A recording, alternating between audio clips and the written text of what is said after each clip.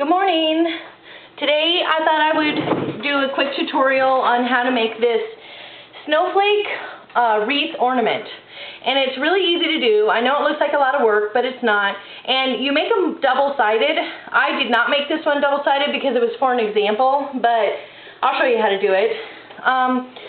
What you're going to need for it is a snowflake punch. I'm using the Martha Stewart punch, but really you can use any snowflake punch, even the cheapest or whatever. I really recommend you use helmar adhesive or glue very similar to it. Helmar is my favorite because it works the best. When I put the snowflakes down, I can still use the stickles on it and won't wrinkle up.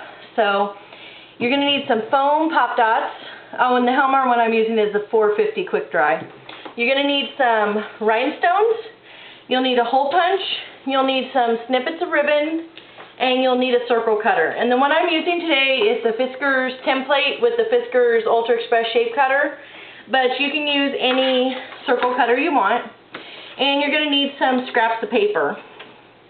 Now for each side of these, you're going to need about 17 white snowflakes and about 17 blue snowflakes for each side. So it is a little bit labor intensive, but really it doesn't take that long and it's not that hard.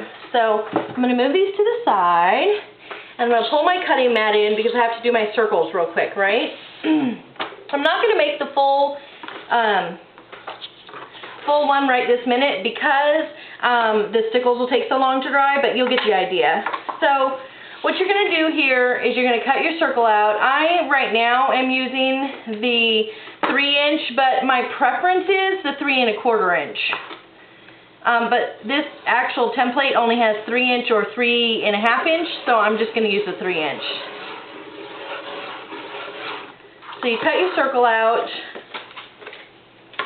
just like this, and you could do this ahead of time if you wanted, do the inside, and then you're going to cut out the middle of it. This one's going to be slightly smaller than the first one I made, but not that much different, so it doesn't really matter. Okay, so here you go. So this is just regular bazzill cardstock, and there you go. You can also just trace this out, which is what I did the first time, and use your scissors to cut it if you're handy. So the first thing you're going to do is you're going to get your helmar adhesive out. You're going to make sure you shake it down, and you're going to go around the edge of the circle and get a good little coating. This adheres really quick, so it's perfect. I mean, it gives you a minute to do it, of course. And what you're going to do is take the snowflakes and you're going to do the textured side up, and you're going to put them on one by one, side by side. I mean, realistically, it doesn't have to be perfect, so just have fun with it. Just make sure they're sticking off 2 or 3 here on each side. And you go here, and you go all the way around. I think this is going to be a long video because it's going to take me a few minutes to get everything on. So you're going to put them all on like that until it's completely covered around. Like I said, it's around 17 for each side or so, but you know, it can give or take a few if you put them really close together or if you have them apart. Okay, so then you can see it's really on there, and that's the beginning of your snowflake wreath.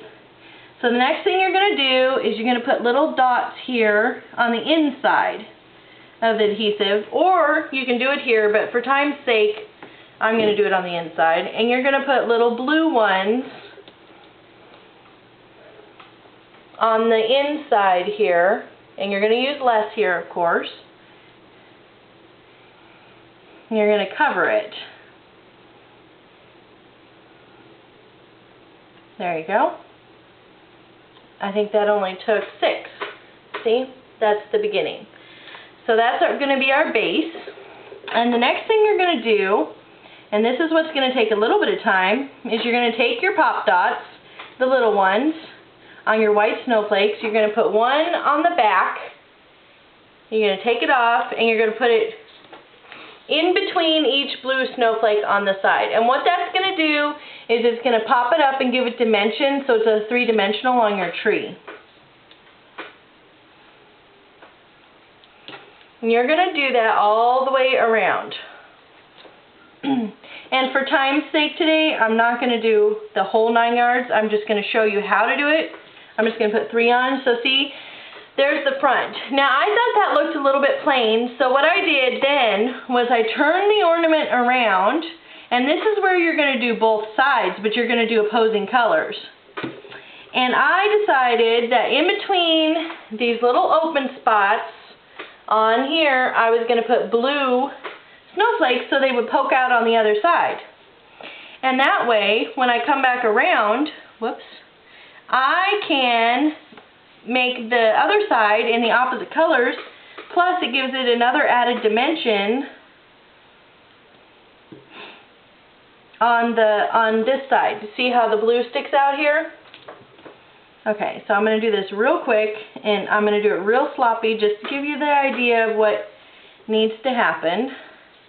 The cool thing about this is if you mess up on one of your punches, you just put the part that's not going to show on the inside and you're good to go. You can still use it. I mean, basically, you know, you only have to use half. So see, that gives it a lot more color around it, and I think this would be super pretty with silver or pink paper. Okay, so the next thing you're going to do, and this is the part that's going to be time consuming, that I'm not going to be able to do at all, is you're going to take your white stickles, this is Stardust, you're going to lightly, and I mean very lightly, cover all of these top snowflakes. So I didn't cover all of them, I covered all these ones, the white ones.